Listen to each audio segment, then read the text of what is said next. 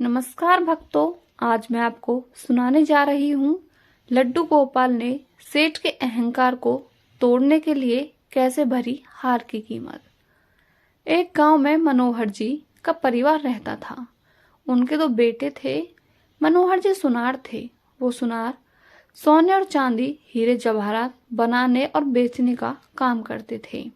उसकी दुकान से बने हुए गहने दूर दूर तक मशहूर थे। लोग दूसरे शहर से भी मनोहर जी की दुकान से गहने लेने और बनवाने आते थे। चाहे हाथों के कंगन हो, गले का हार हो, कानों के कुंडल हो, उसमें हीरे और सोने की बहुत सुंदर मीनाकारी होती थी कि सब देखने वाले देखते ही रह जाते। इतना बड़ा कारोबार होने के बावजूद भी मनोहर जी शांत और सरल स्वभाव वाले व्यक्ति थे। उनको माया का इतना रंग नहीं चढ़ा था। एक दिन उनका एक मित्र उनकी दुकान पर आया, जो कि अपनी पत्नी सहित वृंदावन धाम से होकर वापस आ रहा था। उनका नाम राकेश था। तो राकेश ने सोचा कि चलो थोड़ा सा प्रसाद अपने मित्र मनोहर को भी देता चलूं। राकेश जब उसकी दुकान पर पहुंचा तब मनोहर जी का एक कारीगर एक सोने और हीरे जड़ित बहुत सुंदर हार बनाकर मनोहर जी को देने के लिए लाया था। मनोहर जी उस हार को देखकर ही रहा था कि उसका मित्र राकेश उसकी दुकान पर पहुंचा। मनोहर जी का मित्र अपने साथ वृंदावन से एक बहुत सुंदर लड्डू गोपाल जी, जिसका स्वरूप अत्यंत मनोमोहक था, अपने साथ लेकर आया था। जब राकेश दुकान पर बैठा था तो उसकी गोद में लड्डू गोपाल जी विराजमान थे। मनोहर जी लड्डू गोपाल जी के मनमोहक रूप सौंदर्य को देखकर अत्यंत आनंदित हुआ। उसने अपने हाथ में पकड़ा हुआ हार उसने लड्डू गोपाल के गले में पहना दिया और अपने मित्र को कहने लगा कि देखो तो सही, इस हार की शोभा लड्डू गोपाल के गले में पड़ने से कितनी बढ़ गई है। राकेश और मनोहर जी आपस में बातें करने लगे। बातों ही बातों में राकेश लड्डू गोपाल को हार सहित लेकर चला गया। दोनों को ही पता न चला कि हार लड्डू गोपाल के गले में ही पड़ा रह गया है। राकेश अपनी पत्नी के साथ एक टैक्सी में सवार होकर अपने घर को रवाना हो गया। जब वह टैक्सी से उतरे तो भूलवश लड्डू गोपाल जी उसी टैक्सी में रह गए। टैक्सी वाला एक गरीब आदमी था जिसका नाम मोहन था, जो कि दूसरे शहर से यहाँ अपने शहर का परिवार का पालन पोषण करने के लिए टैक्सी चलाता था और वह टैक्सी लेकर काफी आगे निकल चुका था। आज उसको अपने घर वापस जाना था, जो कि दूसरे शहर में था। जब टैक्सी लेकर मोहन अपने घर पहुंचा तो उसने जब अपनी टैक्सी की पिछली सीट पर देखा तो उसका ध्यान लड्डू गोपाल जी पर पड़ा, जो कि एक बड़े शाही तरीके से पिछली सीट पर गले में हार धारण करके सुंदर सी पोशाक पहनकर हाथ में बांसुरी पकड़े हुए पसर कर बैठे हुए हैं। मोहन यह देखकर एकदम से घबरा गया कि यह लड्डू गोपाल जी किसके हैं, लेकिन अब वह दूसरे शहर से अपने शहर आ चुका था, जो कि काफी दूर था और वह सवारी का घर भी नहीं जानता था। तो वह दुविधा में पड़ गया कि अब क्या करे। लेकिन फिर उसने बड़ी श्रद्धा से हाथ धोकर लड्डू गोपाल जी को उठाया और अपने घर के अंदर ले गया।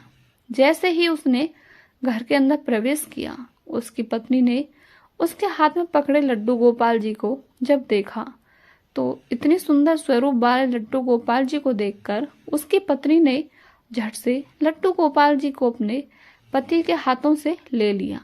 उसकी पत्नी, जिसकी 8 साल शादी को हो चुके थे, उसके अभी तक कोई संतान नहीं थी, लेकिन गोपाल जी को हाथ में लेते ही उसका वात्सल्य भाव जाग उठा। उसकी ममतामयी और करुणामयी आंखें झरझर बहने लगीं।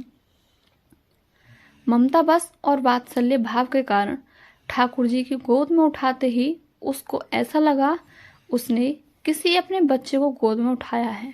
उसके स्तनों से अपने आप दूध निकलने लगा। अपनी ऐसी दशा देखकर मोहन की पत्नी मीरा बहुत हैरान हुई। उसने कसकर गोपाल जी को अपने सीने से लगा लिया और आंखों में आंसू बहाती बोली, अरे मोहन, तुम नहीं जानते कि आज तुम मेरे लिए कितना अमूल्य रत्न लेकर आए हो। मोहन कुछ नहीं समझ पा रहा था कि मेरी पत्नी को अचानक से क्या हो गया है, लेकिन उसकी पत्नी तो जैसे बावरी सी हो गई थी। वह गोपाल जी को जल्दी जल्दी अंदर ले गई और उससे बात करने लगी। अरे लाला, इतनी दूर से आए हो, तुम्हें भूख लगी होगी। और उसने जल्दी जल्दी घी से बनी पूरी बनाकर और दूध गर्म करके ठाकुर जी को भोग लगाया। और उधर मनोहर जी ने जब अपनी दुकान पर हार को ना देखा तो उसको याद आया कि हार तो ठाकुर जी के गले में ही रह गया। तो उसने राकेश को संदेशा भेजा तो मित्र ने आगे से जवाब दिया, अरे मनोहर, वह माखन चोर और चित चोर हार सहित खुद ही चोरी हो गया है। मैं तो खुद परेशान हूँ। मनोहर अब थोड़ा सा परेशान हो गया कि इतना कीमती हार न जाने कहाँ चला गया। मुझे तो लाखों का नुकसान हो गया। लेकिन फिर भी अपने मन सरल स्वभाव के कारण उसने अपने मित्र को कुछ नहीं कहा। उसने अपने मन में सोचा कि कोई बात नहीं, मेरा हार तो ठाकुर जी के अंग ही लगा है। अगर मेरी भावना सच्ची है तो ठाकुर जी उसको पहने रखें। और उधर मोहन और उसकी पत्नी मीरा दिन रात ठाकुर जी की सेवा करते। अब तो मीरा और मोहन को लड्डू गोपाल जी अपने बेटे जैसे ही लगने लगे।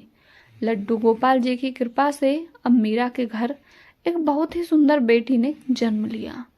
इन सब बातों का श्रेय वह लड्डू गोपाल जी को देते हुए कहा कि यह हमारा बेटा है और अब हमारी बेटी हुई है। अब हमारा परिवार पूरा हो गया।